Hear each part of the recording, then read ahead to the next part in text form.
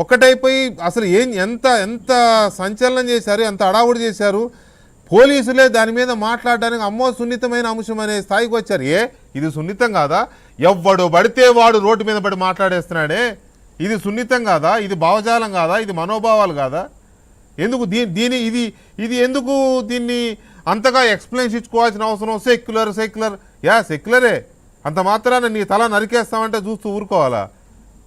సుబ్బారావు గారు, ఇక్కడ ఒకటండి వెంకటకృష్ణ గారు, మనం ఈ మధ్యకాలంలో తిరుమల తిరుపతి దేవస్థానం మీద సప్లిమెంటరీ ఛార్జ్షీట్ వేసిన తర్వాత వాళ్ళు నిర్ధారణకు వచ్చేసిన తర్వాత చాలా స్పష్టంగా చెప్పారు. దాంట్లోనే ఏ విధంగా కలుషితం జరిగింది, కలుషితము ఈ పాలు సేకరణ చేయలేని సంస్థలు ఏ విధంగా దీంట్లో కృత్రిమని ఏ విధంగా ఏ రసాయనాలు వాడి సప్లై చేసింది, తద్వారా కోట్లాది మంది భక్తుల యొక్క మనోభావాలను ఏ విధంగా దెబ్బతీసింది, మొత్తం మనం చెప్పవసరం లేదని అంత సప్లిమెంట్ ఛార్జ్షీట్లో రాశారు.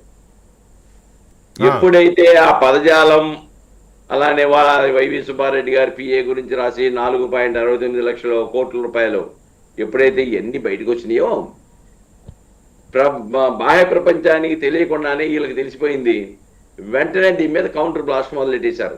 అదే కనుక జనాల్లోకి వెళ్ళిపోతే చాలా ఇబ్బందికర పరిస్థితులు వస్తాయి, చాలా ప్రజలు అసహించుకుంటారు, స్వామి భక్తులు అసహించుకుంటారని చెప్పేసిన ఒక భావం నుంచి దాన్ని వక్ర మార్గం పట్టడానికి డైవర్షన్ పాలిటిక్స్ మొదలెట్టారు. దానిలో భాగంగానే రాజ్యాంగ పదవుల్లో ఉన్నటువంటి చంద్రబాబు నాయుడు గారిని కానీ, లోకేష్ని కానీ, లేకుంటే పవన్ కళ్యాణ్ గారిని కానీ వీళ్ళని దుర్భాషలాడి లా భాషల్లో ప్రస్తావించడానికి కారణం అదే. ఇష్యూని డైవర్ట్ చేయాలి, అది చర్చల్లో రాకూడదు అని చెప్పేసి అంబటి రాంబాబు, జోగి రమేష్ లాంటి వాళ్ళు మొదలెట్టారు, రోజా లాంటి మొదలెట్టారు, మొత్తం మొదలెట్టారు. ఇక్కడ ఒకటి అర్థం కాదు ఏంటంటే, గతంలో పదవులు నిర్వహించిన వాళ్ళకి చట్టాల అతీతమా అని ప్రజలు భావిస్తున్నారు. అదే సామాన్యుడు దాంట్లోకి వెళ్లే ముందు సుబ్బారావు గారు, అది నేను మాట్లాడతాను, మీతోనే మాట్లాడతాను. కానీ ఇక్కడ ఎంత కన్వీనియంట్గా కొవ్వు లేదు అనే ఒక అబద్ధాన్ని ఎంత బలంగా తీసుకెళ్ళడానికి ట్రై చేశారంటే, నెయ్యి లేదు అనే నిజాన్ని కప్పెట్టే స్థాయిలో తీసుకెళ్లారు. అందులో కొవ్వు లేదు అని సిట్టు చెప్పింది అనేది అబద్ధం.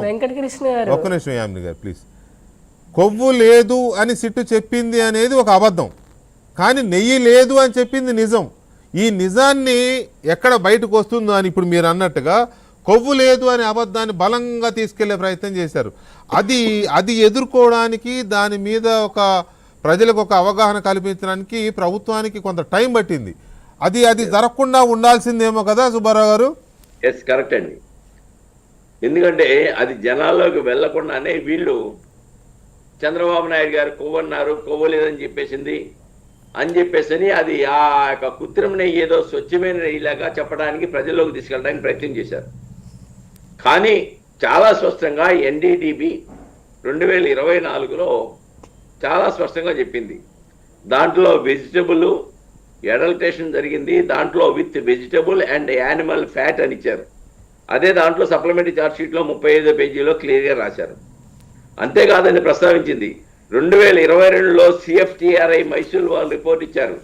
అదే సుబ్బారెడ్డి గారు నేను పంపమని చెప్పాను, తర్వాత ఏమైందో నాకు తెలియదు అన్నారు. చూసారా, ఈ రిపోర్ట్లోనే క్లియర్గా మైసూర్ ల్యాబ్ వాళ్ళు, CFTRI వాళ్ళు ఈ నెయ్యిలో కలుషితం జరిగిందని ఇచ్చారు.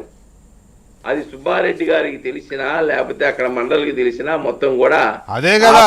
సుబ్బారెడ్డి గారు ఏమంటారు, నేనే CFTRIకి పంపమని నేనే చెప్పాను, ఆదేశించాను అని చెప్తారు ఆయన. కానీ అక్కడి నుంచి ల్యాబ్ రిపోర్ట్ ఏమొచ్చిందో నేను అడగలేదు, నాకు వాళ్ళు ఇవ్వలేదు, ఏమనుంటే అధికారులతో మాట్లాడుకోపండి అన్నారు.